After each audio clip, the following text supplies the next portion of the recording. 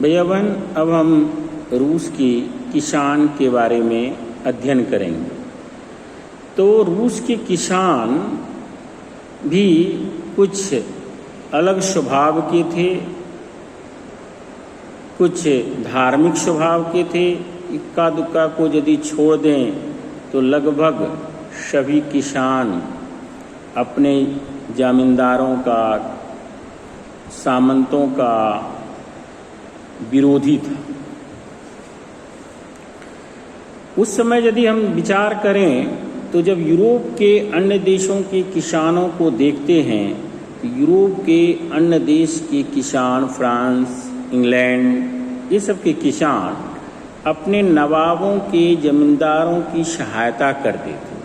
यदि नवाबों की, जमींदारों की किसी से लड़ाइयाँ होती थी तो उस लड़ाइयों में सहयोग करते थे, जबकि रूस के किसान ऐसा नहीं करते थे। रूस के किसान मैक्सिमम, अधिक से अधिक अपने जमींदारों से पाने की इच्छा रखते थे और जमींदारों की हत्या भी कर देते थे।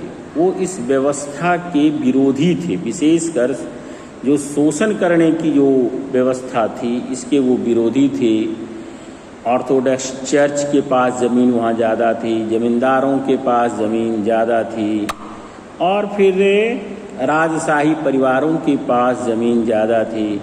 तो ये सब चाहते थे कि ये ज़मीन किसानों के बीच बट जाए, बराबर से बट जाए, क्योंकि इन जमींदारों ने, इन नवाबों ने जो ये भूमि प्राप्त की थी वो अपनी योग्यता के बल पर प्राप्त नहीं की थी, बल्कि वहाँ के जो शासक थे, जिनको जार कहा जाता था, उनकी सेवा करके, उनकी निष्ठा करके से उन्होंने ये भूमि प्राप्त की थी।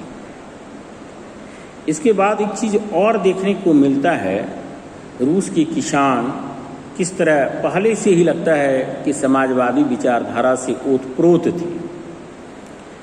तो रूस के किसान कभी कभी क्या करते थे, अपनी ज़मीन को अपने कम्यून यानी मीर को सौंप देते थे, और वह मीर क्या कर देता था कि वो बराबर बराबर सबको पुनः बांट देता था।